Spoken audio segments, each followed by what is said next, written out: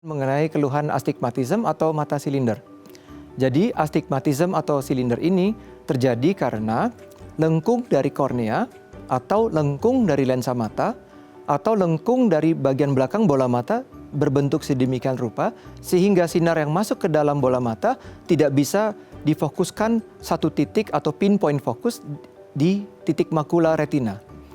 Karena bias fokus, karena dia pecah fokusnya, sehingga gambar yang diterima di otak menjadi berbayang. Gambar berbayang ini bisa timbul sebagai gambar ghost atau tumpang tindih, jadi seperti melihat satu titik pecah tumpang tindih. Atau kalau melihat lampu, seperti ada halo lingkaran atau sinar pecah di lampunya.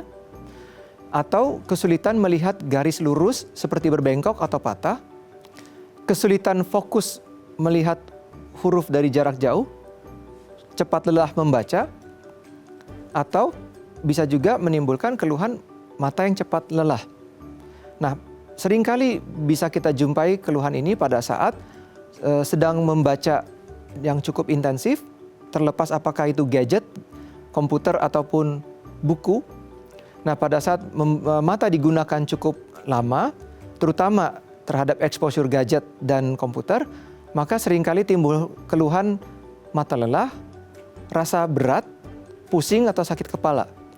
Yang sering jadi karakteristik adalah bisa merasa matanya tertekan atau berat, bisa satu mata atau dua-dua, bisa rasa ketekan di antara dua alis mata, bisa rasa berat di arah alis mata atau di atas. Atau pada beberapa orang dia akan merasa di belakang kepalanya rasanya berat, pusing atau sakit di belakangnya itu. Nah, bila itu timbul, maka ada kemungkinan orang tersebut ada mata minus atau mata silinder. Kemudian, salah satu tanda yang paling mudah dikenali adalah bila menyetir malam hari, pada saat berpapasan dengan kendaraan dari arah berlawanan, pada saat lampunya kena sorot mata, maka seringkali rasanya silau yang tajam. Pada beberapa orang bisa timbul refleks tidak tahan, atau rasanya, aduh, tidak bisa melihat balik. Bila itu ada, maka kemungkinan ada mata minus atau silinder. Untuk detailnya, memang sebaiknya periksa ke dokter mata untuk kita bisa tentukan benarkah ada mata minus atau silinder, atau gabungan keduanya. Seberapa besar ukurannya itu baru bisa ditentukan pada saat telah menjalani pemeriksaan refraksi. Untuk detail lebih lanjut, ada baiknya segera periksa ke dokter mata terdekat. Baik pemirsa, kembali lagi bersama kami di Bincang Sehati. Kita akan bahas topik utama kita tentang mata silinder. Dan untuk pemirsa di rumah yang mungkin punya pertanyaan terkait tema kita hari ini, boleh menelpon kami di 0212903244 atau DM ke Instagram kami di @bincangsehati.itv. Kita lanjut lagi ya dengan dokter kita hari ini, Dr. Arta Latif, SPM, spesialis mata dari Bethsaida Hospital. Oke, dok, kalau kita bicara mata silinder, kayaknya semua orang hampir pernah mendengar, pernah merasakan, tapi mungkin nggak kenal-kenal banget ya dengan kondisi ini. Apa sih yang kondisinya seperti apa sih di mata kita ketika seseorang mengalami mata silinder? Oke, jadi silinder atau astigmatism itu sebuah kondisi di mana mata, kan mata itu fungsinya kayak kamera ya, di mana dia tidak bisa fokus pinpoint satu titik. Jadi kalau kita lihat gambar skema bola mata, itu di visual axis sumbu penglihatan, itu cahaya kan masuk jatuh ke kornea. Ya. Oleh kornea ini kan kayak lensa, akan difokuskan nanti lewat pupil lubang mata, habis itu lewat lensa mata. Oleh lensa mata difokuskan lagi, nanti jatuh di satu titik di belakang disebut makula. Nah, makula ini untuk penglihatan lurus, untuk fokus, central vision. Nah, kalau dia titiknya pas, satu pinpoint, dia akan clear. Nah, silinder itu atau astigmatism itu sebuah kondisi di mana tidak bisa fokus satu titik, pecah. Sebagai analogi, mungkin pernah main kaca pembesar? Yes. Ya, Suryakanta atau loop yang kita mainin begini. Kalau pada saat dia di titik fokusnya, dia akan jadi satu bulat kan? betul. Dan kalau kita mau bakar kertas kan gitu, Betul. karena dia bisa pinpoint satu titik kan. Ya. Kalau kita slide off sedikit aja, kan dia pecah tuh. Ya. Nah, silinder seperti itu, jadi dia nggak bisa fokus satu titik, dia pecah. Akibatnya gambar penglihatan yang kita lihat itu nggak bisa fokus clear, pecah. Contohnya mungkin kalau di analogikan apa dok, berbayang kah atau jadi dua kah atau seperti Ya, apa? jadi tiap orang beda-beda tergantung derajat silindernya. Ada yang hanya melihat kayak ghost image, jadi kayak bayangan tumpang tindih, Oh, selisih sedikit. Kalau nyetir malam hari atau lihat lampu kayak pecah. Jadi kalau lihat sinar lampu tuh kayak ada halonya Ya. atau sinarnya pecah. Untuk fokus jauh kadang jadi susah untuk melihat detail. Jadi kadang itu bisa bikin orang untuk extra effort. Jadi ya. nah gitu ya. biasa tuh sering tuh di anak-anak. Betul, betul. Di orang dewasa juga bisa.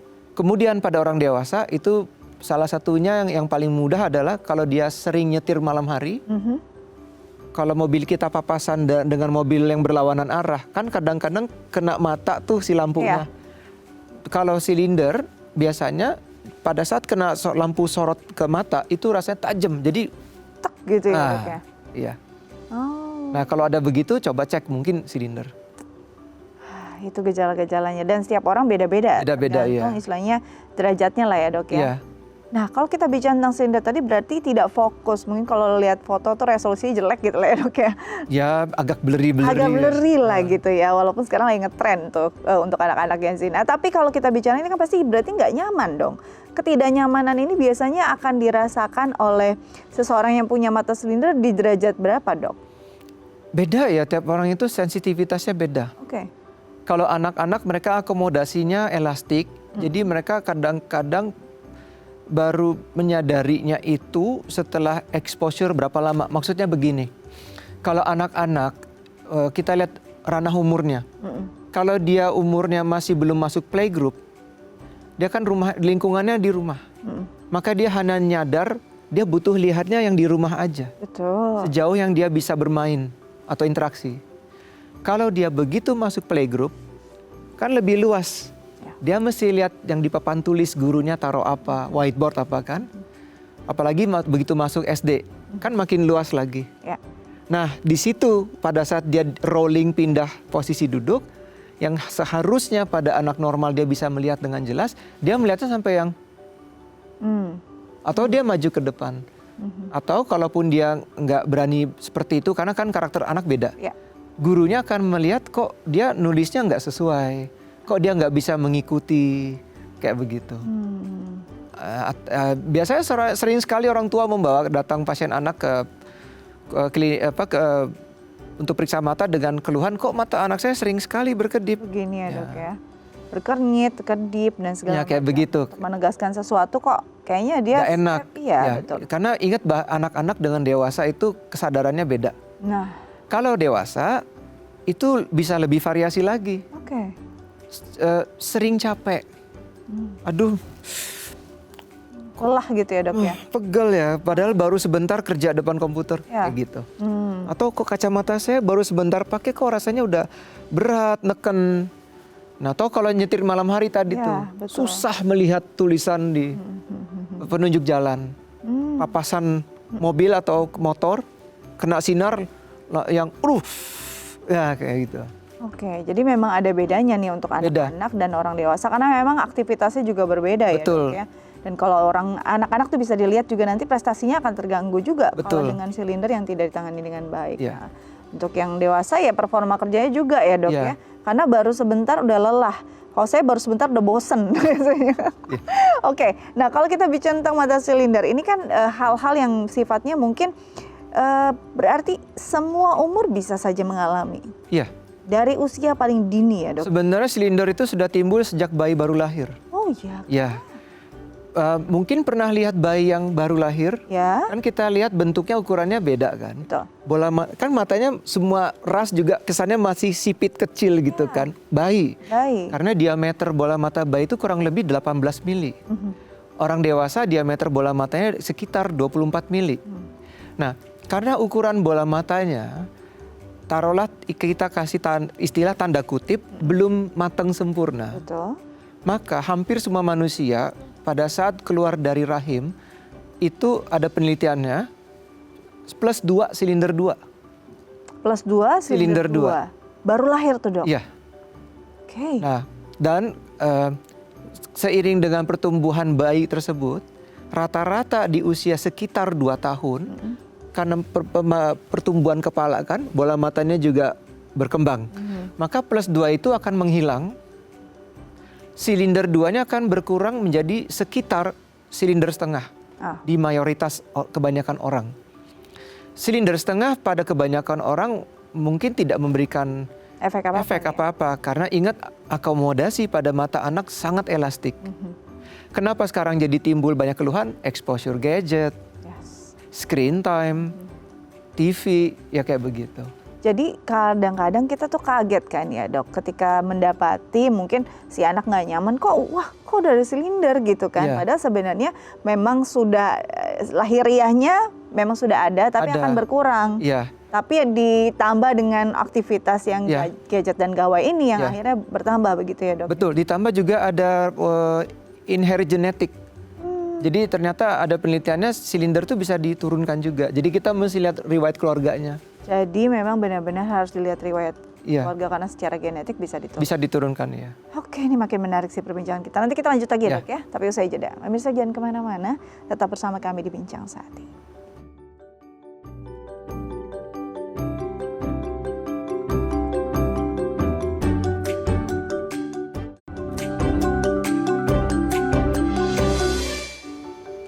Baik pemirsa, kembali lagi bersama kami di Bincang Saati. Kita masih bahas tentang mata silinder. Dan untuk pemirsa di rumah yang mungkin punya pertanyaan terkait sama kita hari ini, boleh menelpon kami di 0212903244 atau DM ke Instagram kami di @bincangsahati.itv. Kita lanjut lagi ya dengan dokter kita hari ini, Dr. Arta Latif SPN, spesialis mata dari Bedside Hospital. Oke, kalau kita bicara tadi ternyata memang diturunkan secara genetik walaupun tidak melulu ya dok ya. Kalau orang tuanya silinder 3, anaknya udah pasti. Bisa jadi dengan kondisi berbeda atau mungkin dengan istilahnya perawatan yang lebih baik, tidak sampai di kondisi silinder yang parah begitu. Nah, sebenarnya kalau kita bicara silinder itu kan dari lahir mungkin sudah ada, berkembang sesuai polanya begitu kan, pola hidupnya. Di usia berapa kita sudah harus memeriksakan kesehatan mata anak dok untuk bisa melihat ini? Oke, jadi untuk pemeriksaan kesehatan mata anak. Jadi ada studi yang dilakukan oleh Singapura, saya lupa persisnya kalau nggak salah mungkin 1980-an atau awal 1990. Mereka meneliti lebih dari 100.000 anak-anak usia sekolah. Dan mereka mendapatkan ada pola di mana, dan ini polanya ada hubungan dengan ras. Jadi kita tidak bisa menutup fakta bahwa ras itu berpengaruh. Dan itu sesuai dengan penelitian internasional di mana etnik ras tertentu angka miopianya lebih tinggi dibanding etnik yang lain. Secara genetik ada pengaruh.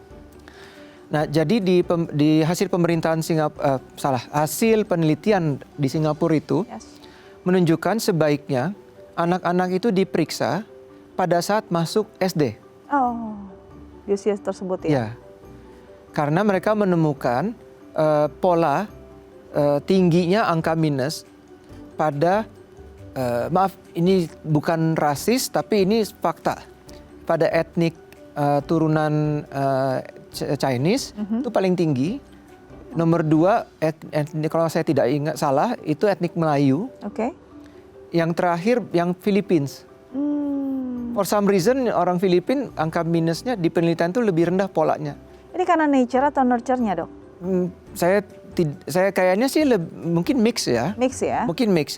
Tapi yang jelas adalah di lapangan pun saya menemukan kebanyakan orang tua itu membawa anaknya itu pada saat usia masuk SD di awal-awal atau pas playgroup. Oke.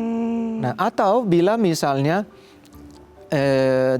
orang tuanya sudah curiga, anaknya kok sering, kok anak saya kedipnya begini, tadinya enggak. Atau si anaknya kadang suka ada keluhan sakit kepala, itu juga bisa dicek.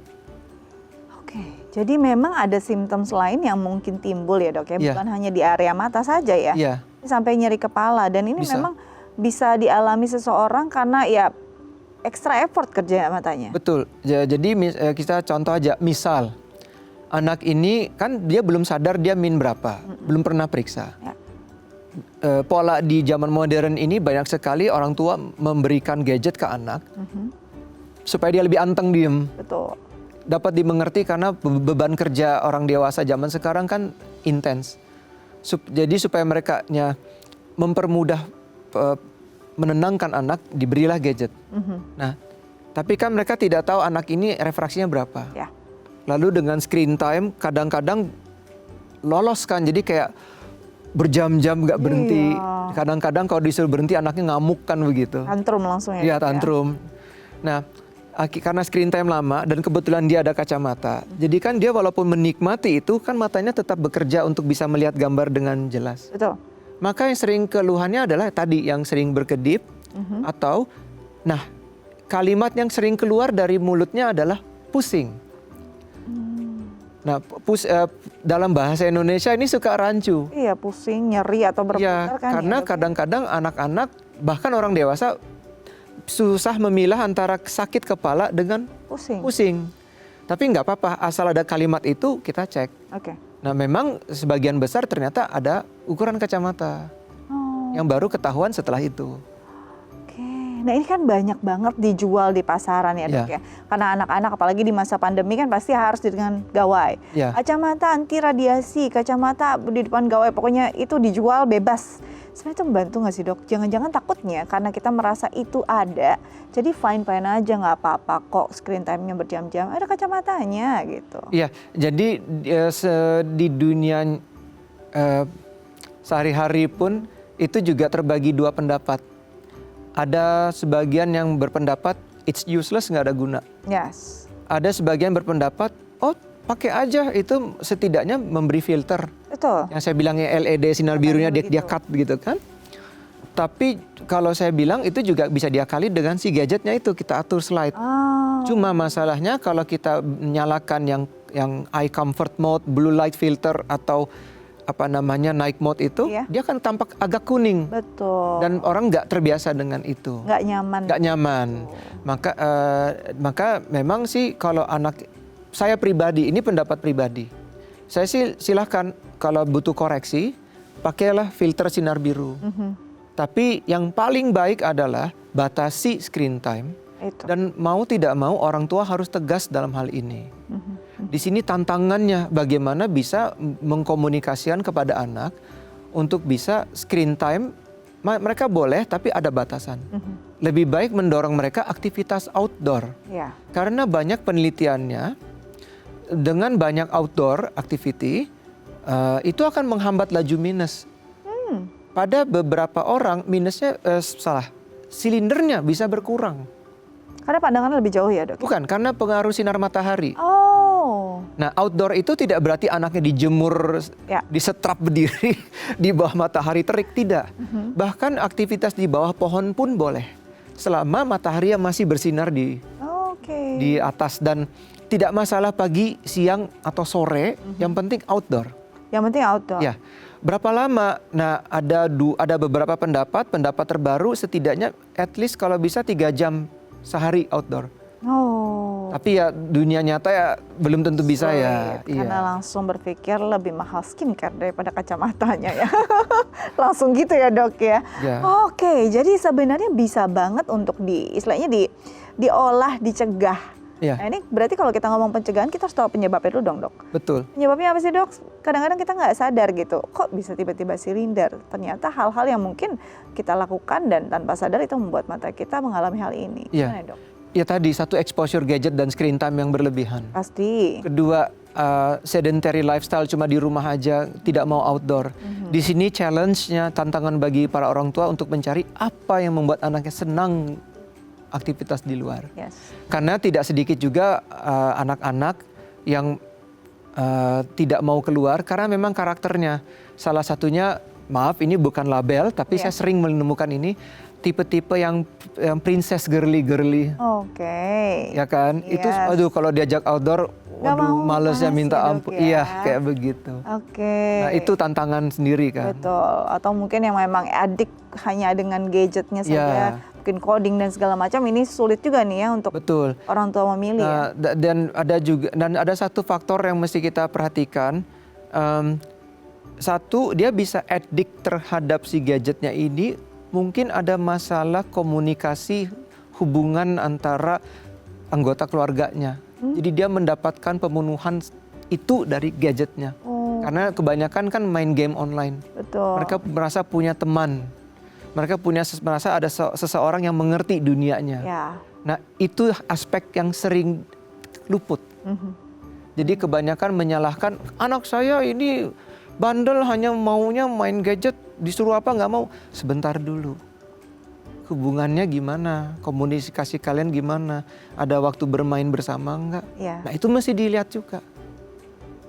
Karena seringkali jadi kayak berat sebelah. Jadi berat sebelah, terus akhirnya ketika mata anaknya ada masalah, tetap anaknya juga disalahin. Betul. Kamu sih gitu Ya ya? kayak gitu. Kebiasaan sering mengucek itu bisa merubah bentuk kornea. Oke. Ini mengucek kan kadang-kadang kita tanpa sadar ya dok Ya. ya. Dan itu sebenarnya kadang gatal jadinya terus aja ngucek. Ini Bisa jadi ternyata kebiasaan juga. Betul. Nanti bisa lihat di YouTube, Google aja di YouTube ada MRI eye rubbing. Oh. Kelihatan di MRI pada saat kita kucek bola mata, nanti lihat aja. Jadi misalnya ini tangan yang ngucek, Yes. ini bola mata, itu bola matanya ikut goyang sampai sarafnya juga ikut goyang. Oh, terbayang. Iya. Kalau Jadi ini yang kita sering rasa dilakukan. cuma kucek biasa, Yes. ternyata bisa bikin sampai bola matanya begini, si korneanya jadi Jadi apa kayak gitu. dong? Kalau kadang-kadang mungkin memang gatal ya dok, atau mungkin ada hal yang mengganggu. Agar tidak terlalu terjadi hal yang demikian, sebenarnya sebaiknya apa yang dilakukan? Yang satu, sebisa mungkin menghindari kebiasaan mengucek mata. Kalau gatal, memang sih mungkin bisa pakai air mata buatan. Yes. Atau bila memang ada alergi atau penyebab lainnya yang perlu ditanganin, memang sebaiknya diperiksa dan diberikan obat yang sesuai. Itu yang pasti. Tapi kalau memang saat itu susah untuk atau belum bisa ke dokter mata atau ke dokter terdekat, mungkin bisa dibasuh dengan air mengalir. Oh, Tapi pasti bagusnya sih air yang bersih. Mungkin air mineral atau apa. Tapi kalau tidak ada sama sekali, pastikan air keran yang mengalirnya tidak kotor. itu yang paling Iya, penting ya. setidaknya. Itu pertolongan pertama Iya. ya dok ya. Tapi kalau memang bisa ada air mata sintetis itu akan jauh lebih baik karena pastinya steril. Iya. Tapi kalau nggak ada ya air mengalir yang dipastikan bersih. Sih. Oke, nanti kita lanjut lagi dek. Oke. Tapi usai jeda. Pemirsa jangan kemana-mana, tetap bersama kami di Bincang Saat ini.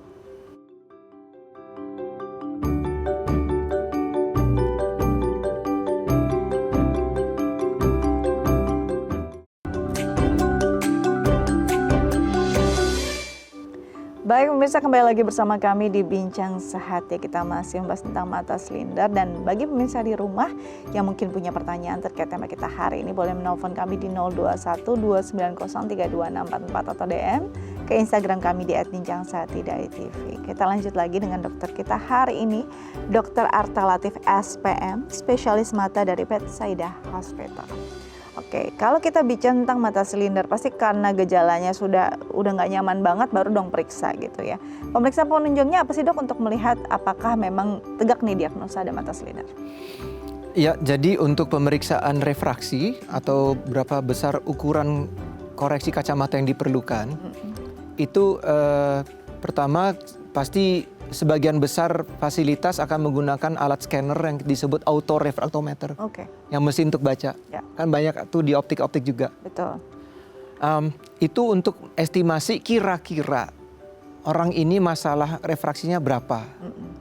Harus diingat, jangan telan bulat-bulat nilai hasil itu. Ya, Karena itu hanya estimasi. betul. Dan itu juga dipengaruhi kondisi pasiennya. Apakah dia waktu di-scan, kan ada gambar yang dia harus lihat. Betul. Kebanyakan kalau nggak rumah, traktor, pohon, atau balon kan. Biasanya nggak jauh-jauh dari itu. Karena biasanya sering dikasih aba-aba, lihat gambar. Ya. Nah karena saking kepengen lihat gambar, matanya akomodasi. Jadilah keluar ukuran yang Seharusnya tidak seperti itu. Oh, jadi berlebihan gitu ya? Mungkin pada beberapa orang, terutama pada anak-anak itu bisa bedanya jauh karena saking kuat akomodasinya. Maka kalau setiap hasil bacaan autorefraktometer jangan pernah telan bulat-bulat. Oh, oke. Ini Jadi sering ada di itu- optik berarti ya? Ya, itu kemudian dikonfirmasikan ke pemeriksaan trial lens. Jadi kan taruh frame kosong, tutup satu mata, Betul. baca dulu kan di Snellen chart atau layar digitalnya sampai mana dia bisa. Begitu mentok baru koreksi satu-satu Ya. sampai dia bisa baca yang terkecil ya kan, baru ganti.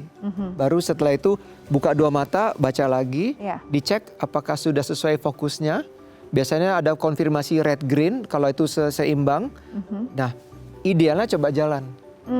Karena posisi duduk melihat sama posisi bergerak itu kan beda. Berbeda, Di betul. mana orang itu dalam sehari-harinya jauh lebih banyak porsi bergeraknya daripada porsi diem. Ya, betul. Nah, jadi kalau kacamatanya sudah sesuai, maka pada saat duduk, diam, dan bergerak itu akan sama-sama nyaman. Nah itu pemeriksaannya seperti itu. Pemeriksaan demikian ya, Iya. walaupun nggak boleh saya telan bulat-bulat ya dok ya? Iya, Karena memang kondisinya bisa berbeda ketika pemeriksaan. betul.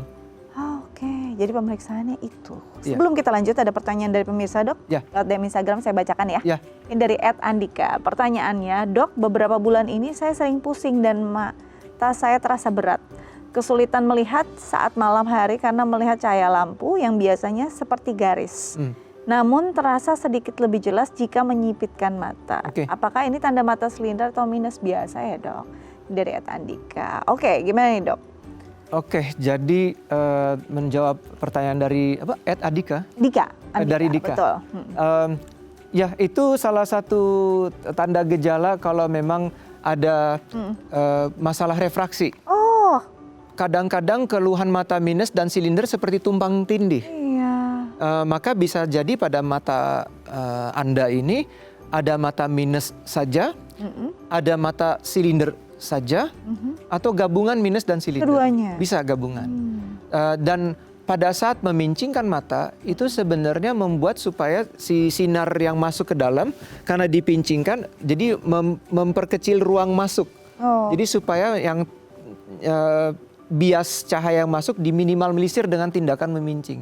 Maka banyak orang kalau untuk melihat jauh buram, Iya. dia biasanya akan ada dua cara. Yang pertama dia akan pincingkan mata supaya itu baru kebaca, Yes. atau dia bikin lubang kecil dia ngintip.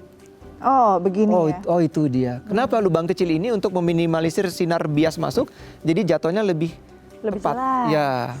Nah, yang jelas periksa aja dulu. Itu. Ya. Jadi kalau mau dilihat apakah ada kondisi silinder atau minus atau keduanya tumpang tindih, yaitu ya harus Ya. dilihat benar-benar dengan pemeriksaan penunjang yang tepat dan dengan dokter spesialis Ya. mata juga. Oke, itu semoga bisa menjawab Mas Andika ya. Dok, kalau kita bicara tentang mata silinder, ini berarti kan gak mungkin dong kita pasrah aja dengan kondisi ini mengganggu soalnya. Nah berarti harus ada hal-hal yang dilakukan atau terapi yang dilakukan untuk bisa membuat seseorang kualitas hidupnya lebih baik dengan walaupun punya mata silinder, atau mungkin bisa sembuh nggak sih sebenarnya?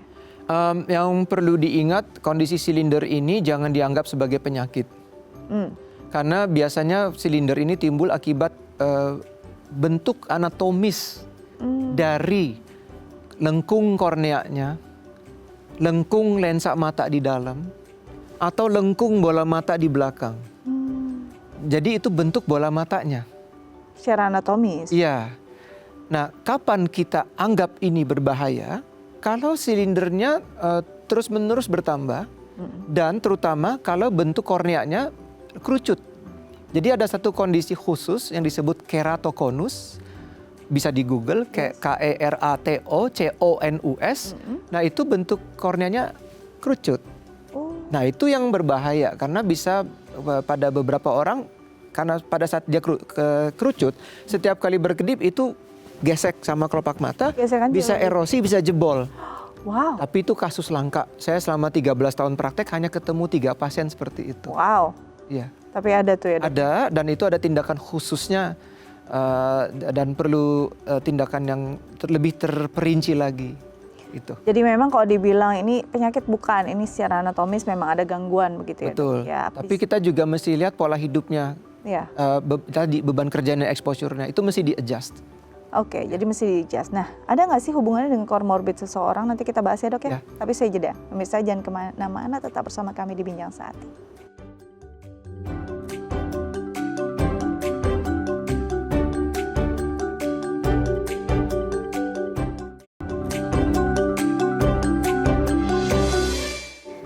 Baik pemirsa, kembali lagi bersama kami di Bincang Sehati. Kita masih bahas tentang mata silinder dan juga masih bersama dengan Dr. Arta Latif SPM, spesialis mata dari Bethsaida Hospital. Tadi kita terjeda pada apakah ada korelasinya comorbid seseorang dengan perkembangan silinder pada seseorang. Gimana dok? Iya, itu jelas ada hubungannya. Comorbid mungkin di sini istilahnya ada penyakit penyerta ya. Betul. Atau kondisi penyerta. Yang paling sering berpengaruh itu ada dua. Satu diabetes, terutama diabetes yang sulit dikendalikan atau tidak terkontrol, sehingga bisa menimbulkan komplikasi diabetik retinopati. Yang kedua hipertensi. Jadi kalau hipertensi yang kurang dikontrol atau sulit atau tidak terkontrol, itu juga bisa menimbulkan kondisi hipertensi retinopati. Dan pada tahap-tahap tertentu itu bisa merubah bentuk retinanya, terutama daerah makula, karena komplikasi kondisi tersebut. Dan itu bisa bikin pemeriksaan kacamatanya jadi ngaco.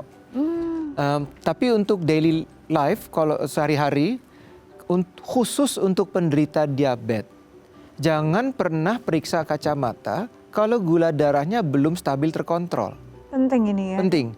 Juga untuk penderita hipertensi, kalau hari itu tensinya lagi tinggi, jangan kontrol kacamata.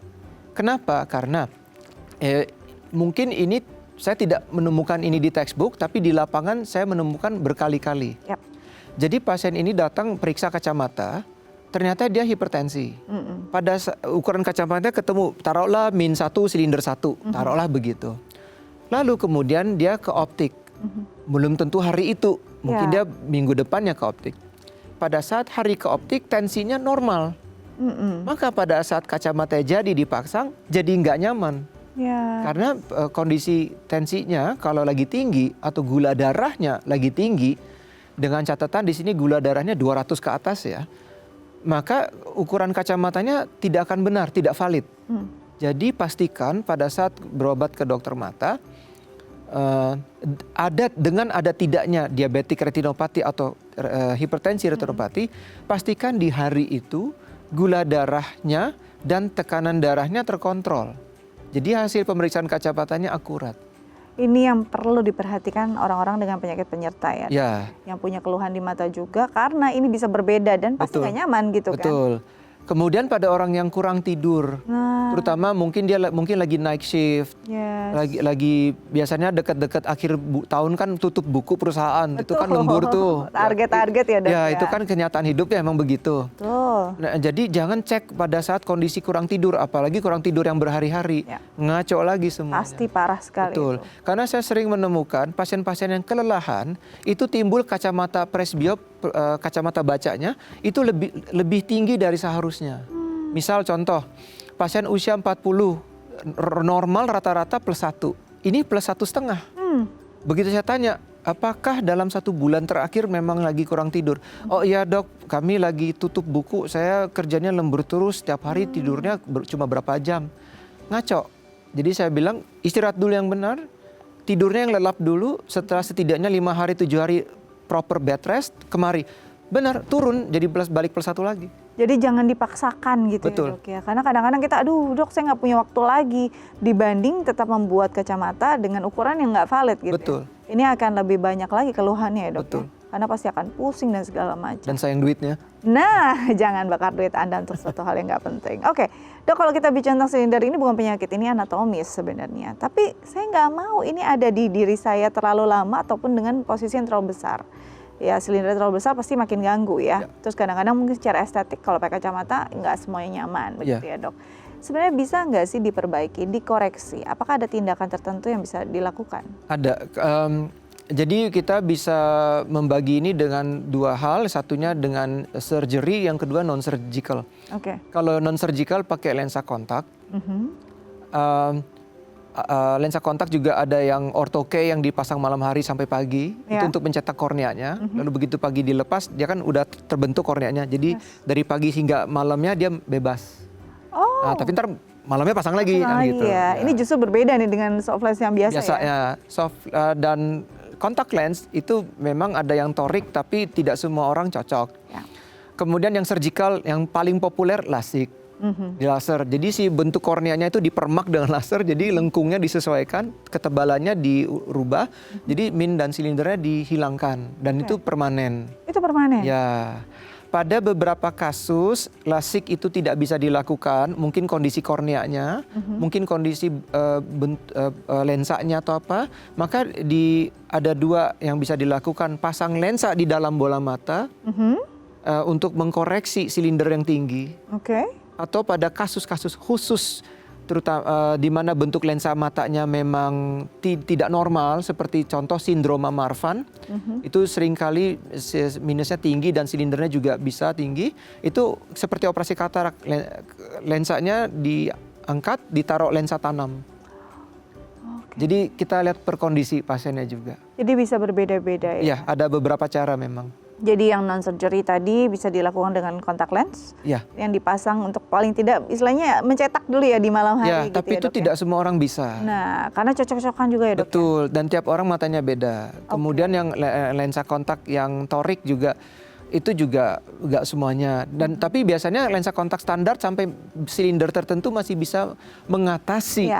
Jadi standar kontak lens masih bisa, tapi itu mesti pemeriksaan yang seksama oleh dokter mata yang menangani lensa kontak. Kalau ini tidak bisa dilakukan ya paling nggak tawarkan LASIK. Dengan LASIK ini bisa membantu dan sifatnya permanen. Oke. Dan yang paling penting sebenarnya menghindari pemicu-pemicunya atau istilahnya hal-hal yang bisa potensial menyebabkan silindernya bertambah. Dokter, thank you. Sudah hadir di Bincang Sehati, ini banyak banget informasi hari ini. Semoga bisa berguna untuk keluarga Indonesia di rumah. Tetap jaga kesehatan ya dok ya, agar terus menginspirasi. Oke pemirsa, gimana tips dari dokter kami sudah dicatat semua. Semoga berguna untuk menjaga kesehatan Anda dan juga orang-orang yang Anda sayangi. Saya nggak bosan untuk mengingatkan mengunduh The Eye Plus di gawai Anda untuk bisa mengenggam inspirasi kapanpun, dimanapun. Akhir kata, saya Astia Dika pamit undur diri. Happy weekend.